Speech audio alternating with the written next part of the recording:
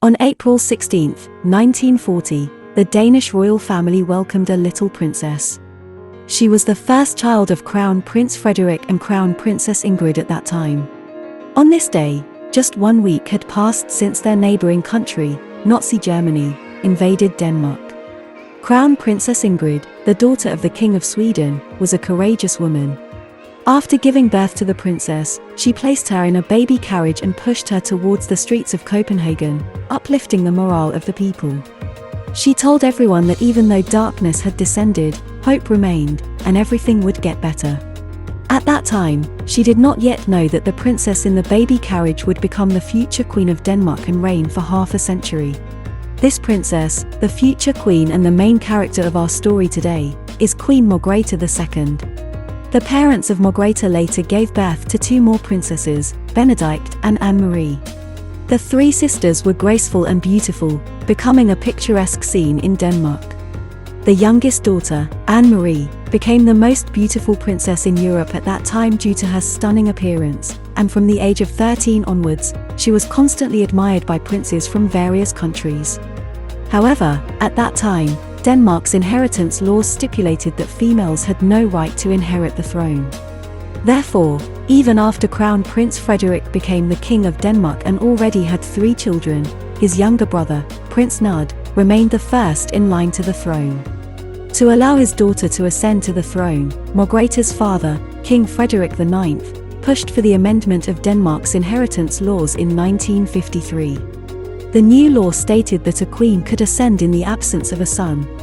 In this way, 13-year-old Margrethe became the first crown princess in Danish history. On the other hand, Prince Knud, who was deprived of the right to inherit the throne, faced such a setback. In a fit of pique and disregarding the risks of marrying close relatives, he married his cousin and had 3 children. The Danish royal family has always been known for its carefree and unconventional style in Europe. Kings can casually ride horses or bicycles into the city without any attendants. Margrethe, with her lively and carefree personality, fit right into this atmosphere. At that time, Elizabeth II had already been crowned as the Queen of the UK, renowned in Europe for her dignified and gracious demeanour. The British at the time said that the Queen had not done anything out of the ordinary since the moment she became a princess. In contrast, Margrethe was known for her unrestrained and free-spirited nature.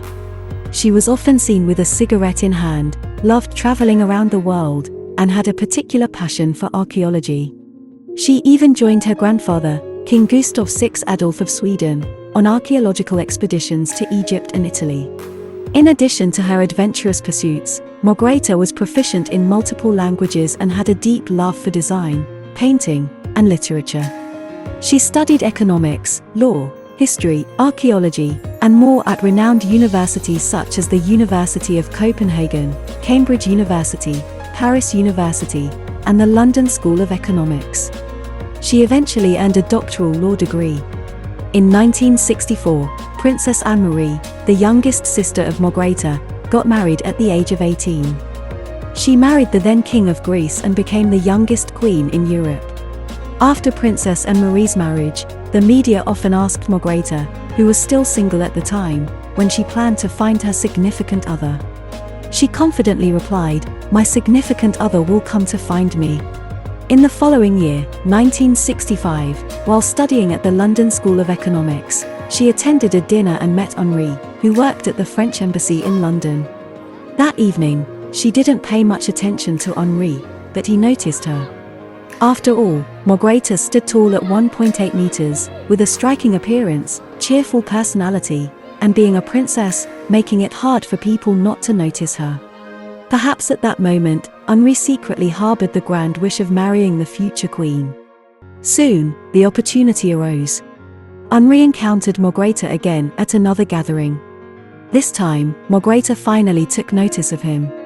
They quickly fell in love, and half a year later, they became engaged. In 1964, Henrik changed his name to Henrik in Danish and formally arrived in Denmark from France to meet Margrethe. In 1967, they held a grand wedding, and the happiness radiated from Margrethe's face. What could be sweeter than marrying the one you love? Henrik himself was a nobleman with hobbies such as poetry, horseback riding, piano, painting, sculpture, etc. He published 9 volumes of poetry and even had Margrethe illustrate his poetry collections. He was proficient in several languages, including English, French, Danish, Vietnamese, and Chinese, as he had lived in Vietnam for a period when he was young. The union of Henrik and the talented Queen was truly a match made in heaven. In 1972, King Frederik IX of Denmark passed away, and at the age of 31, Margrethe inherited the throne, becoming Queen Margrethe II. Despite the busy state affairs that came with being queen, Margrethe did not abandon her passion for the arts. She designed Danish queen stamps, published illustrations for The Lord of the Rings, and enjoyed designing clothing, including her wedding gown. In addition, she designed costumes for the Royal Danish Ballet. After marriage, she and her husband collaborated on translating the works of Simone de Beauvoir from French to Danish. They spent some time in France each year, and during one of these visits, they bought a small castle, where they could grow grapes and paint landscapes. As the years passed in this tranquil manner, decades hurried by. Although Margrethe's appearance aged, her heart remained youthful. Meanwhile, Henrik transformed from a young man into a chubby old man with an adorable expression. However, at this point, he harbored different thoughts. He had always felt that throughout his life, he had been overshadowed by his wife. Originally a diplomat from a noble family with a promising future, he had to give up his career to play a supporting role for his wife. His children had to bear his wife's surname, and even during international visits, he always walked behind his wife. Even pocket money required asking his wife. He felt he had lost the dignity of a man. At this time, Henrik had some thoughts. His first idea was that he wanted to be a king. He couldn't understand why the wife of a king could be called queen, while the husband of a queen couldn't be called king. This matter became widely known in Denmark, but even if Margrethe loved her husband, she dared not set a precedent for this issue. Henrik's decades-long desire to become a king remained unfulfilled, and the matter was seemingly forgotten. However, unexpectedly, he encountered another setback along the way. In 2002, when Queen Margrethe II fell ill, she allowed her eldest son, Crown Prince Frederik, to preside over a diplomatic banquet on her behalf. This angered Henrik once again. He couldn't fathom why he wasn't allowed to preside over it himself. Frustrated, he returned to France. Eventually, the Queen personally went to France with their 2 sons to bring him back. Furthermore, in 2017, Henrik announced that after his death, he would not be buried with Margrethe.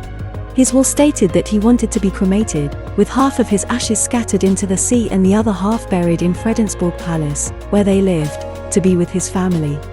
This time, Margrethe did not and could not oppose. Earlier, Denmark's national treasure-level artists had designed crystal coffins for Margrethe and Henrik. The royal family later announced that Queen Margrethe II would rest alone in it after her passing. In February 2018, Prince Henrik completed his life's journey surrounded by family and, following his will, was cremated. After a 50-year struggle for his rights, his final wish in life was achieved in this way. The couple had shared a lifetime of love and challenges, but when he departed, Henrik likely harbored no resentment. During Henrik's funeral, as the Queen entered the church, she was surprised to find the floor covered in flowers. It turned out that Henrik had personally designed the funeral.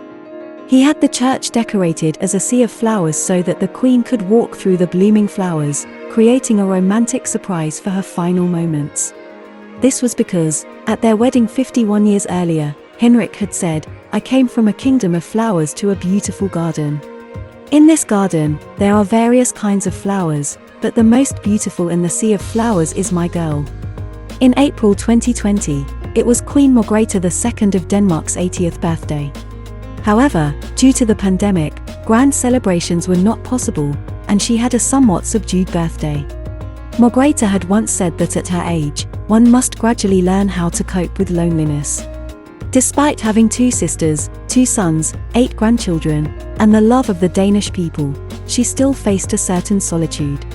In her old age, she continued to have a passion for art and literature, dedicating much of her time to painting and creative pursuits.